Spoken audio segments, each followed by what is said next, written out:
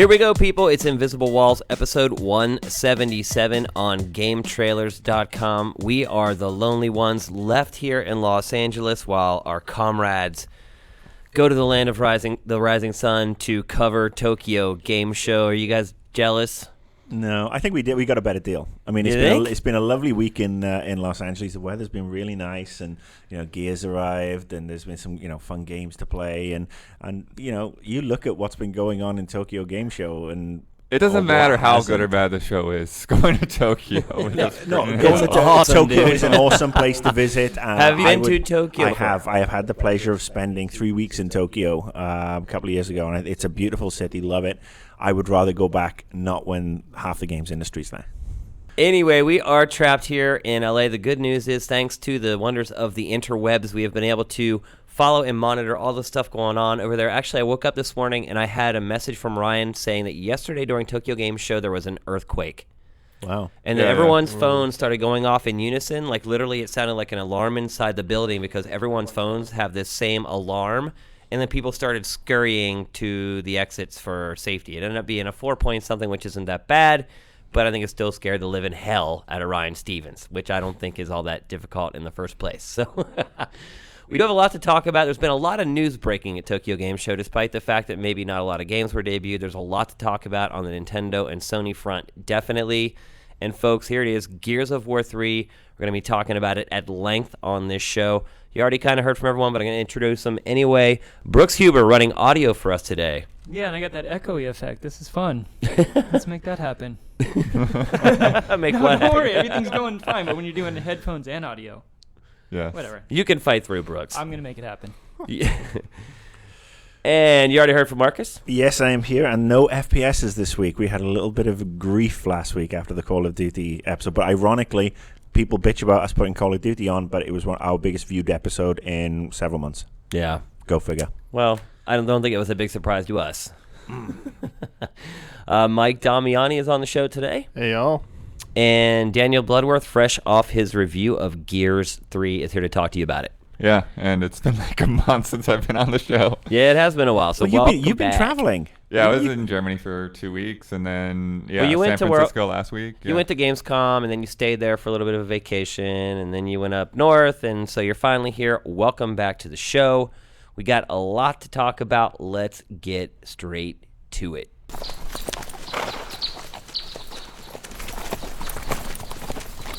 All right, so I know we pumped up Gears and Tokyo Game Show, but there's a couple games. Well, actually, a couple games rolled into one we want to talk about first. It's the Shadow of the Colossus Eco Collection, now in sparkling, spanking HD. And 3D. And 3D if you have the equipment. Sorry to talk over you. This topic was requested by Mr. Bloodworth. He wanted this on the show because, in his words, he wants to fight Mike Damiani about this. He felt at odds with Mike Damiani's review of the collection. Yeah, so I've brought popcorn. I think we should just sit back and let him go at it. All right. What's up, guys? First of all, explain. You have not even told me what your issue is. So, for the last week, a week ago, he comes to me and goes, Mike, I'm fighting you on the podcast. And I'm like, why? He goes over Shadow Colossus Eco. He's a smart guy, though. Why would he give you his arguments so you can go and build a counter Nothing from that. So I'll let you explain. I won't make any assumptions. So what was your issue? Let's hear it, Blood. Yeah, well, I mean, first I'll give it to you. I hate doing these kind of reviews anyways because, These reviews are tough to do. Yeah, I mean, you go back. There's 2 different games. Yeah, that's terrible too, yeah. And also, they've been upgraded, to HD, although, not all of the game has, really. Yeah, they do like a weird, it's more like an upscale than full, they haven't really redone anything. They just polished it up. It's not fully built from the ground up type thing, the whole ordeal they give you. Remastering a DVD or something. Yeah, so it still looks good, but it's not this holy shit effort. It's, it is what it is. But yeah, I mean, I just felt like the whole tone of the review was so harping on the controls, and then I reread it. It sounded okay, except it's the main thing I have with this control issue is because you're saying it's it doesn't stand the test of time, whatever, and it was never contemporary. It never controlled like a Mario or anything like that. It was always its own funky kind of thing. No, the controls sucked then, and the controls suck now.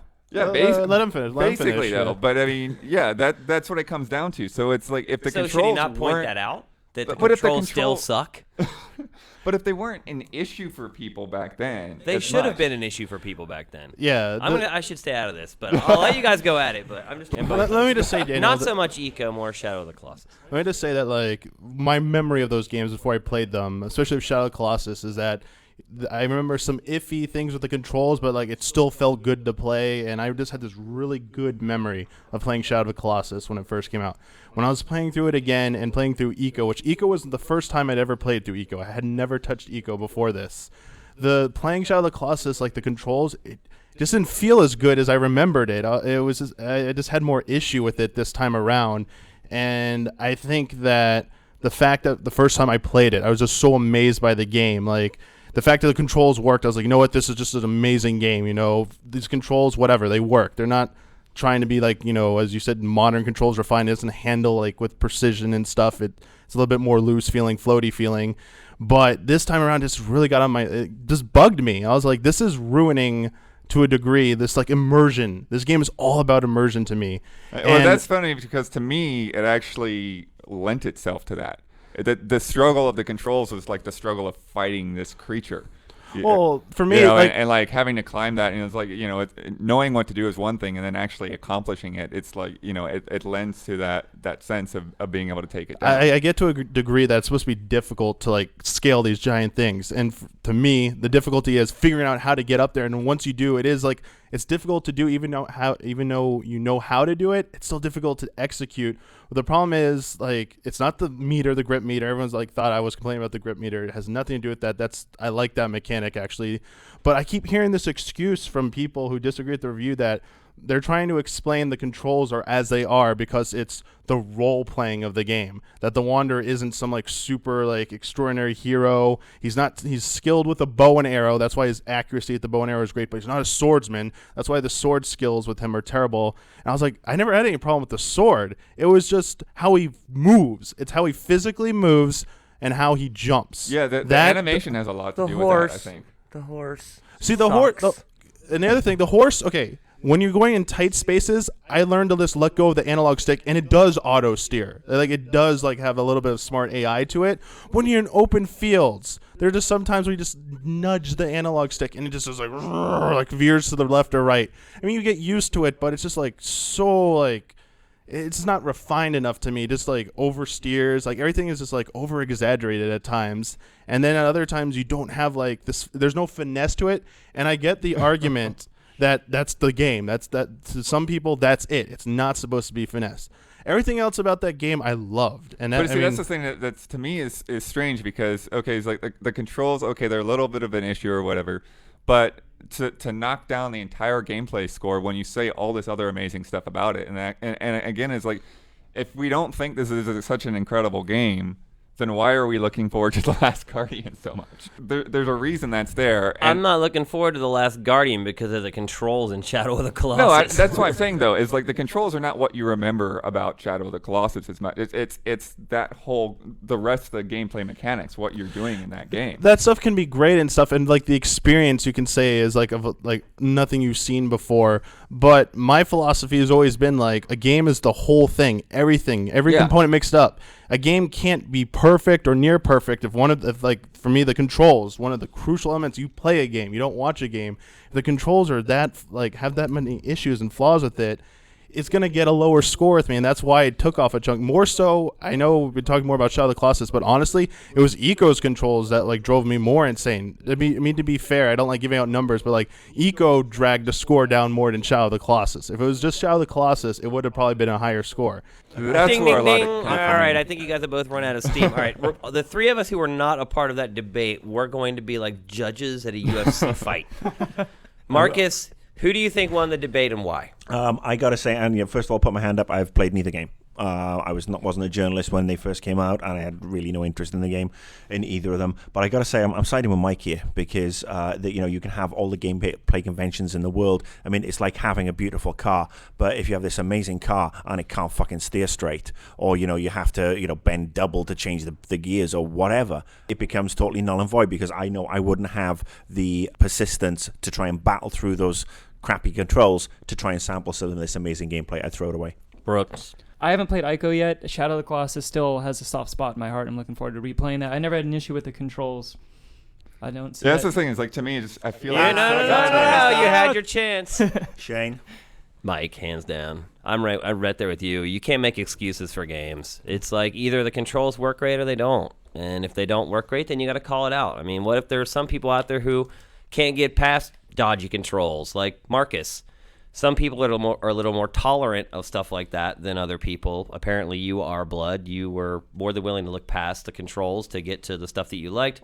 Marcus isn't willing to do that. So in our reviews, we have to make sure we mention stuff like that and grade games accordingly so that people of all types can appreciate the final scores that we put on our reviews. Great debate, though, guys.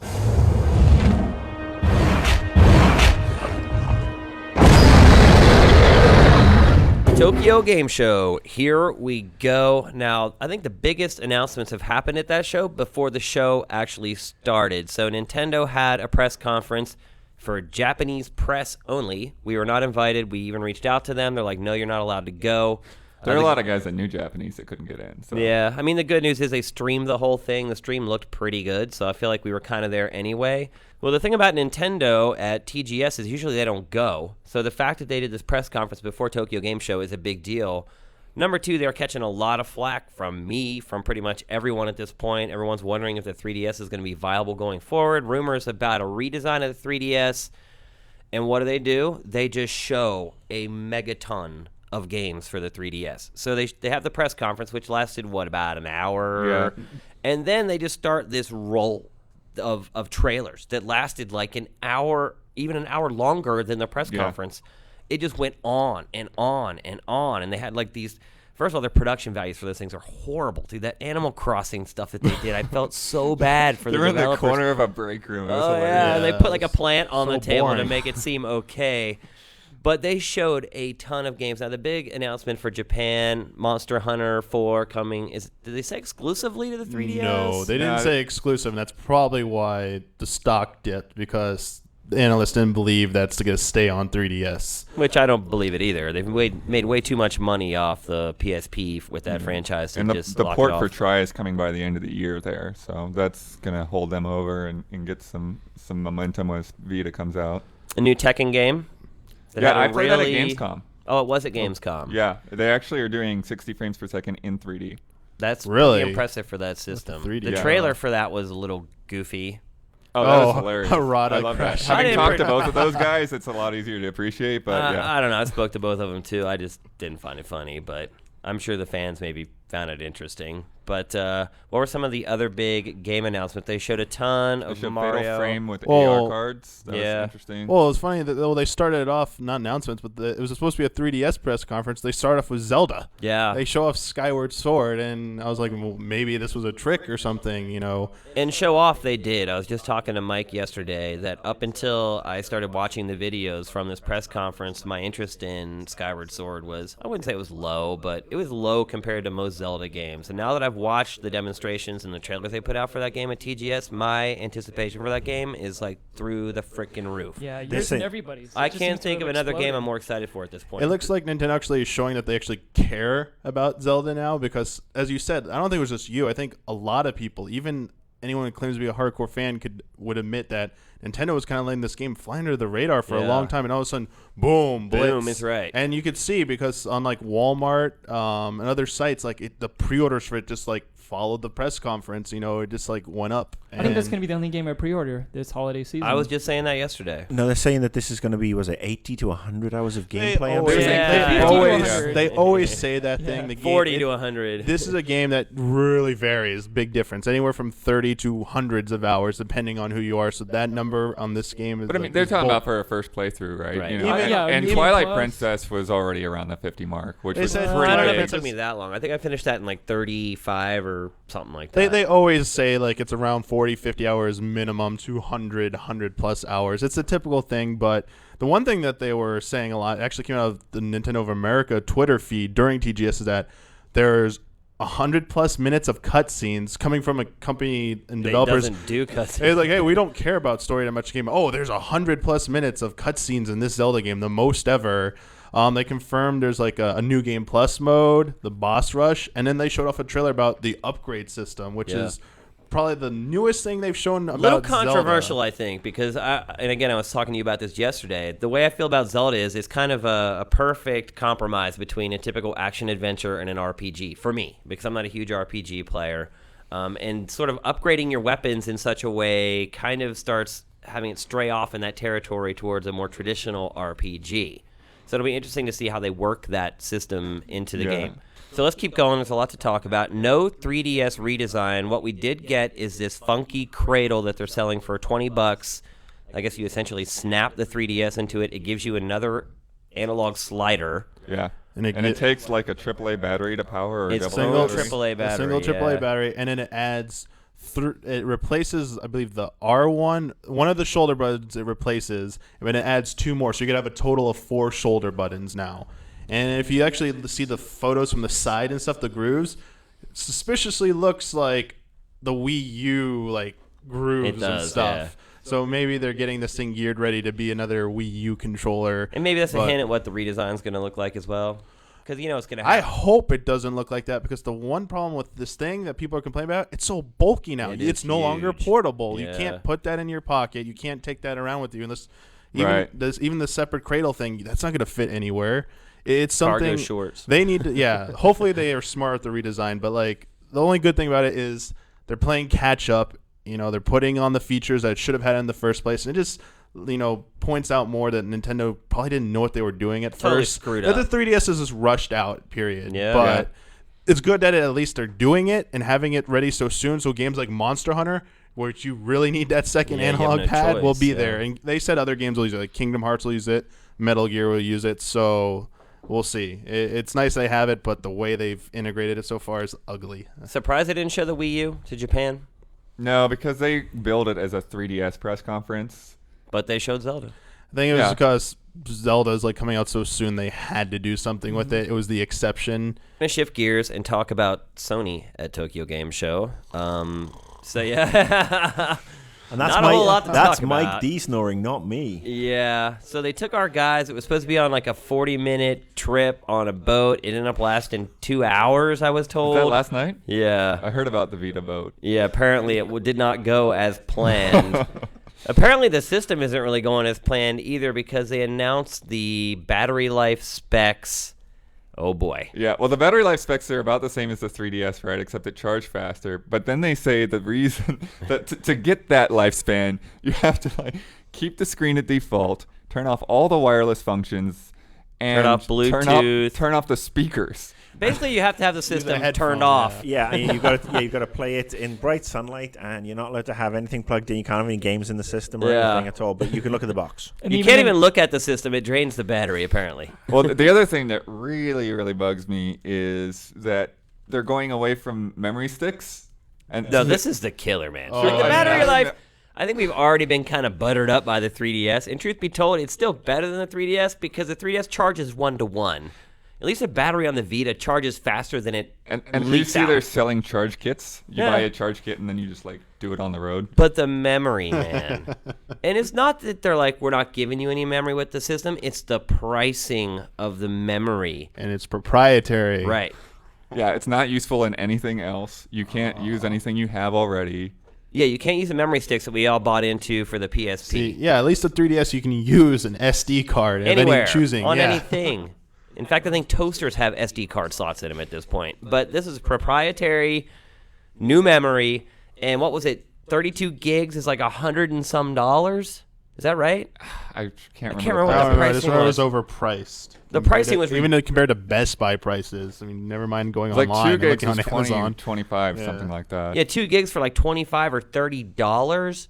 So you have no onboard memory, or what is there, like minimal? Like they said, some games may be able to save on the system memory. Well, what they're saying is, I think some games actually will save to the game card, and other games will need the memory. Why are you all surprised?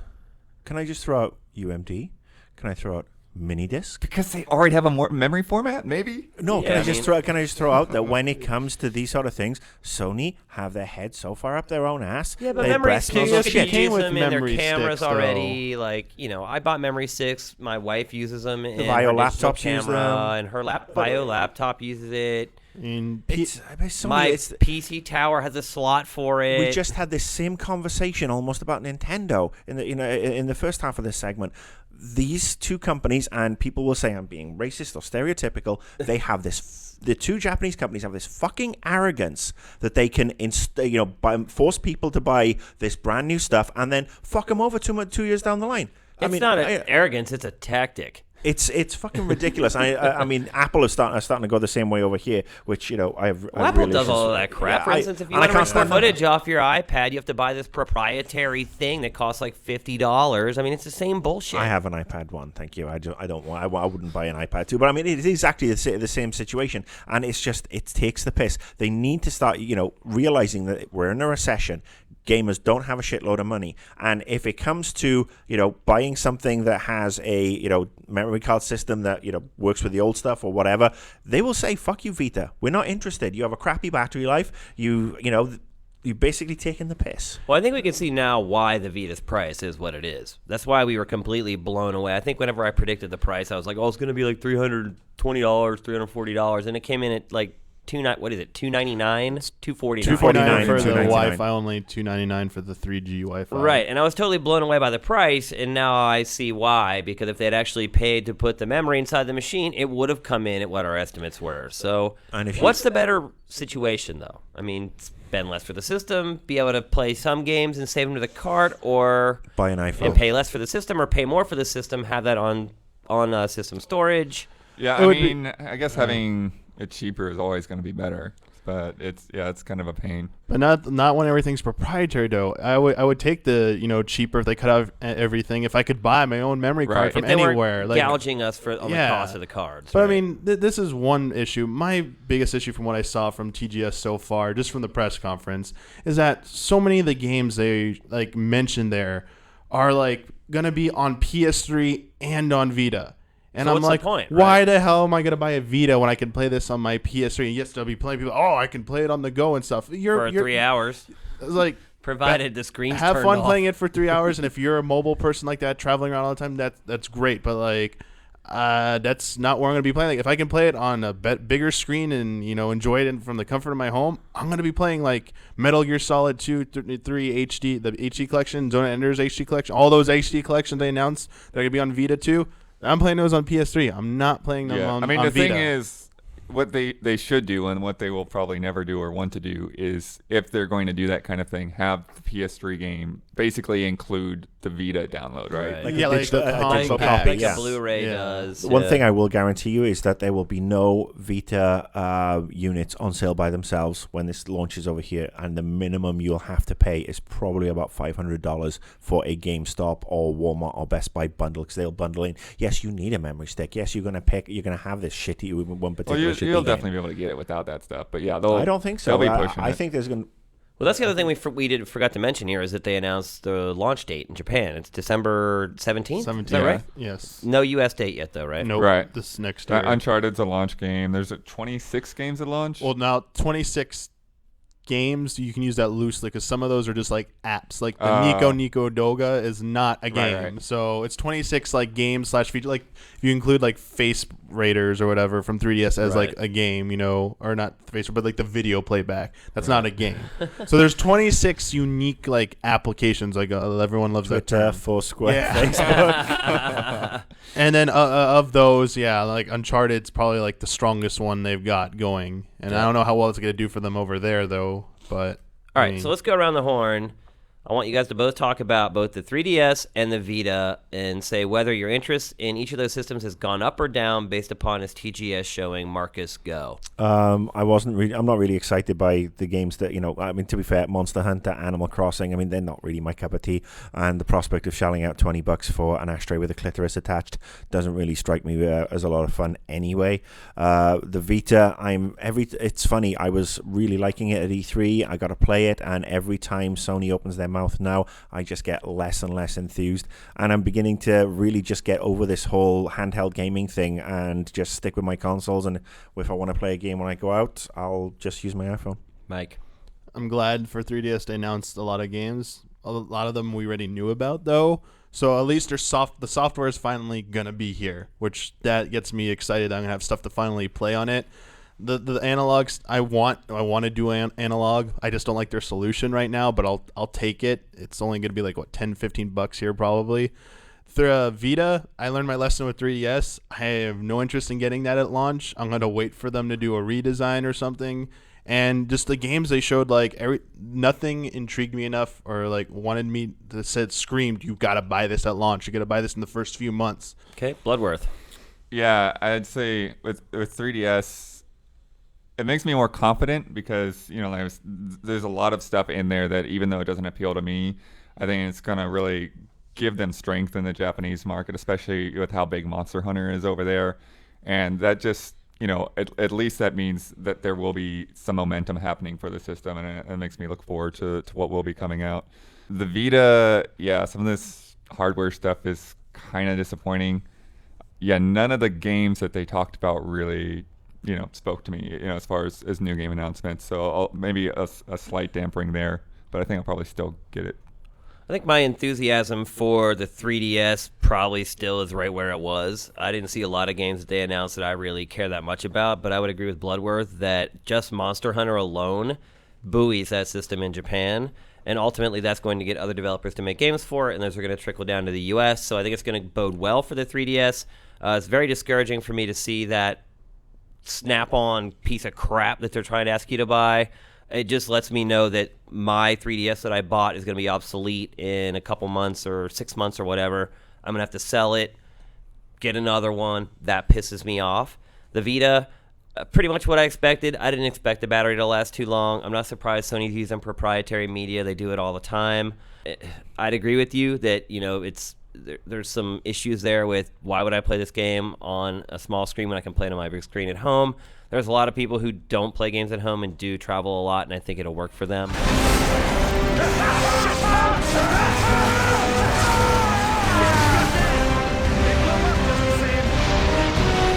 All right, so here we go. It's time to talk about the game that I called the jock of video games on bonus round one time. That game is Gears of War 3. After a 3-year wait, it's finally here.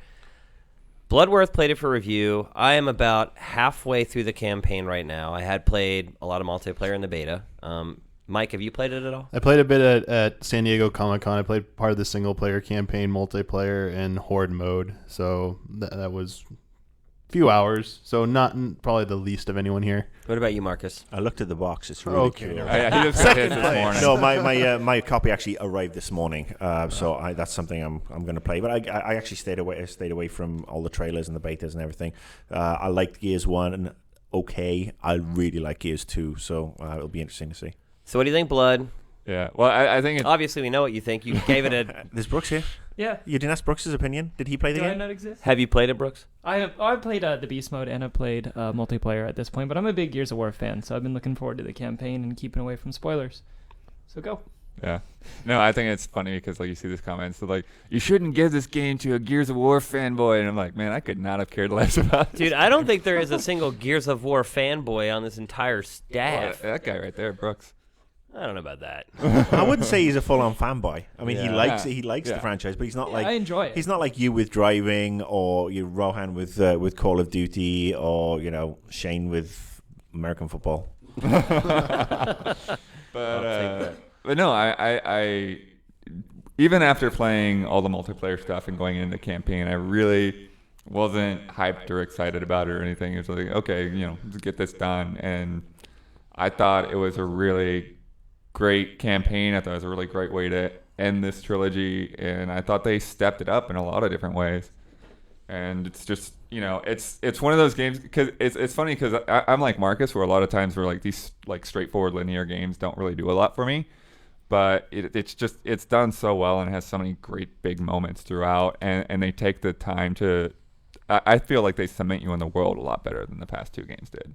No, I think I might be a little bit of your counterpoint in some of the discussion here, because I would kind of disagree with that. I do feel like playing through the campaign, it does feel like a little bit of a dinosaur to me, because there is just that one path you can go on. You can't interact with hardly any of the world. There's invisible walls everywhere. I'm starting to feel that games like this, while they're streamlined for like the mainstream and so they're easily digestible, that even games like this at this point have to start doing things that every other game is doing. And it's like, I just feel like most of the game is set up so that you're just shoved down this cattle chute with someone with a whip cracking it on your ass the whole time to keep you going. There's some parts where you go to open a door and you have like ammo sitting by the door. The cutscene happens. You go through the door. You're like, fuck, I need that ammo. And then the door slams and you can't go back. It's like, it is a dinosaur of game design. And I get that, once you kind of lay down that foundation with the first one, it's really hard to change it. And it was a trilogy, and they probably wanted this game to be a lot like the first two.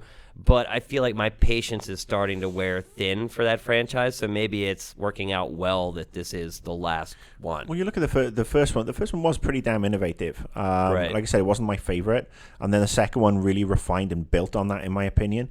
And I think, the fact that this is only the third one, and not the 5th or 6th or 7th. Right.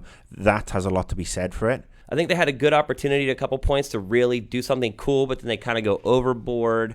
I think I actually read something online where someone was like, Cliffy is trying so hard to make people cry. And I think that is one thing I would say about this game is it seems like they try way too hard to be like sentimental and get people all emotionally attached to it. But the bottom line, these dudes are like huge juggernauts that like, for the last two games have shown very little in the way I don't even know how to explain it. It's like trying to get like that jock that in school that just goes around and like hooks up with every chick and doesn't care about her to suddenly like care about Valentine's Day. It's like it doesn't work. It works in Glee, apparently.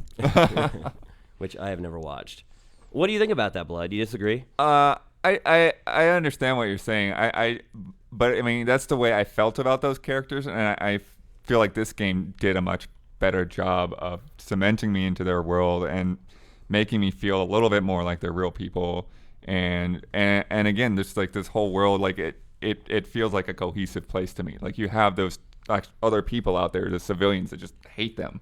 It's like, you screwed us over. What are you doing That here? is one thing I did love about this game. And the one thing I really liked about it is when you're on the ship and you're just kind of wandering around, there's all these little vocal snippets of people that are talking about what it's like to live someplace where you never get anything new. So Yeah. they're reading a book for like the 50th time. Oh yeah, the crossword puzzle. Yeah. Yeah, don't write in the in the crossword puzzle because other people have to do the crossword puzzle. And I also like, too, what you said, how the world has a continuity to it. Instead of like getting on a ship and now we're going here and now we killed this and we're going to get on a ship and go over here, it is like a singular world that you go through where you go from one encampment to the next and you hear about the struggles those people have had to survive. Resources are a big deal, water, food, ammo, and things like that, and it's carried out throughout the whole game. So I definitely agree with you there. Like, they've done a better job of setting the tone and making you feel like you're sort of hanging around with these people instead of just along for the ride that goes from one place to another, and it's hard to connect all the dots together. I would definitely agree with you on that point.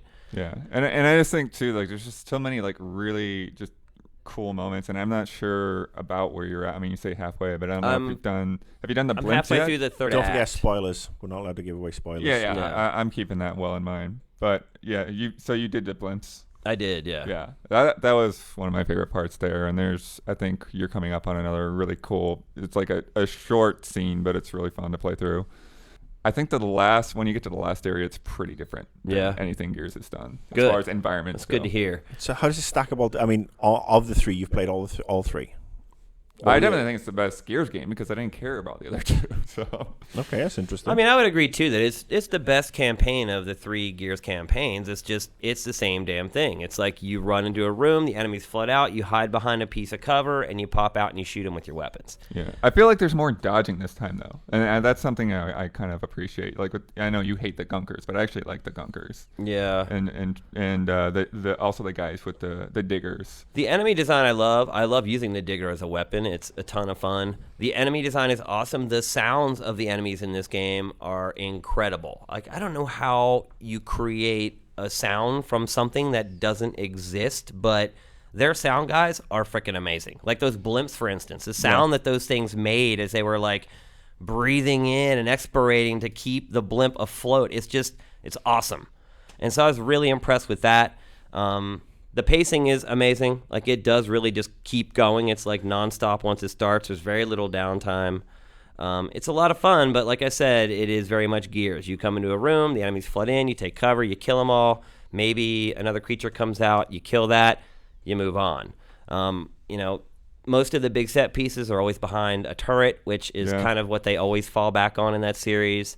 I'd like to have some action like you'd see in the Uncharted franchise there. I think Uncharted is well ahead of Gears in that regard as far as creating these moments that aren't always the same thing. You're not always behind a turret when all the crazy stuff is going on.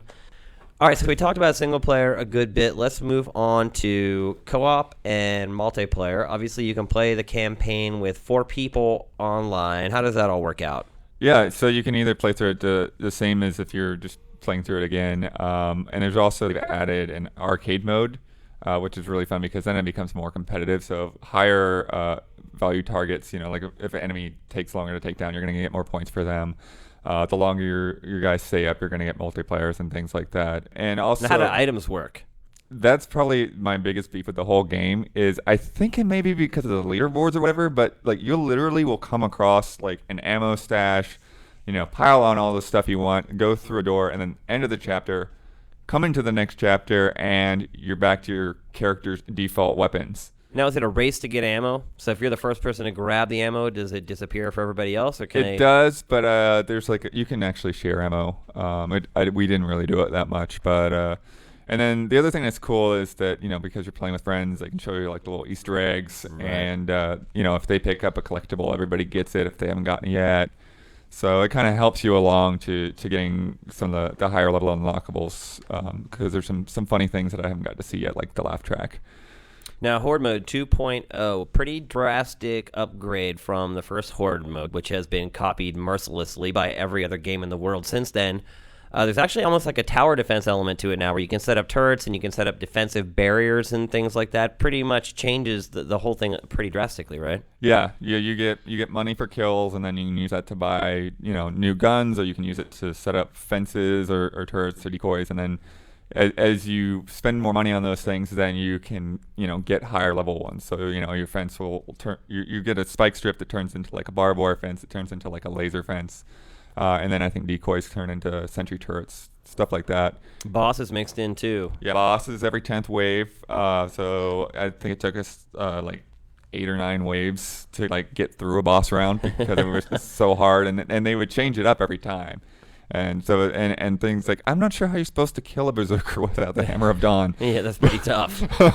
Now, Beast Mode, they flipped the script. You actually become the bad guys, and you're hunting down the good guys. Yeah, you start out with just like low level like tickers and things like that. You can actually use the wall tickers that they told us to use those to like tear down the fences and stuff. And then you move up into like getting the Cerapedes and the big maulers and things like that. And you're just trying to kill all the AI cogs before time runs out. And so the leaderboards are more time based. Now, competitive multiplayer, the one thing I would say is they actually listen to the feedback from the beta. So they've adjusted some of the weapons and tried to balance it a little bit. Yeah. The Retro Lancer definitely has a lot more of a kickback, and I guess they said they added something to make the sawed-off shotgun a little bit more visible, so you know to keep out of the way. I definitely like stuff like Capture the Leader. I just think that's a really fun take on like a Capture the Flag kind of mode. And then but I'm not that big of a fan of the deathmatch because it's just like the guys that are good at that are really, really good at that. Shotgun roll. Yeah, and so you have to play a lot differently in the multiplayer than you would in single player, but then it becomes like more of a team thing. You want to stick with your group and make sure people are covering all sides. And the big question here is the servers, because I remember back when Gears 2 came out, we were sitting in the same room gushing over the multiplayer. First 2 weeks, pretty much worthless because the server sucked. And I know they try to do a stress test with the beta, but that's nowhere near what it's going to be like when all y'all are on there and there's a million people playing at once. So I think we just need to keep our fingers crossed on that one. Yeah, I'm sure that's the nightmare that they've worked for these extra 6 months or whatever to avoid. Yeah. So overall, your opinion? For me, as somebody that just saw it as like the jock game or whatever before, that was just whatever. I actually have come out of this game with a lot more appreciation for it than I expected, and it definitely made me a fan this time around. Yep, and I think my overall opinion would be, if you love Gears, go buy it. Don't even think twice. It's the best Gears ever, hands down.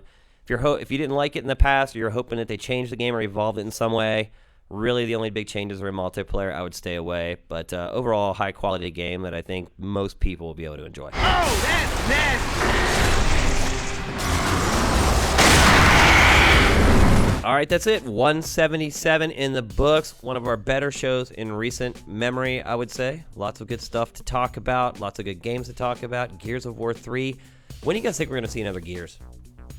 Ever? Do you guys think that's it? Launch of the next Now, Xbox. I haven't seen the end of the game, so I don't know if they leave it open for another Well, but game. he said in the past that it's closing the trilogy, but they would be stupid to not continue. Yeah, it's going gonna to be a prequel, and you'll see like how Adam Phoenix fought him in the bird. Yeah, of I mean, the they said they cogs, haven't I would decided say. what they're going to do, but we'll see. That'd be my But I- does the end of the game kind of leave something open, or do you think they would go the prequel route? There's I gonna be think- an RTS called Gears of Halo Wars, and then there'll be Gears Reach. It could happen. You're right. It closes things out pretty Pretty well. definitively. So your prequel would probably be the easy route, but they could come up with something else, I'm sure. All right. So everyone, make sure you go to our Tokyo Game Show page over the weekend. Those guys are busting their humps to bring you the latest and greatest from TGS. GameTrailers.com/TGS. Show Ryan and all those guys over there who are busting their asses some love. I know they will appreciate it. We'll see you guys here next week. Invisible Walls is up and out.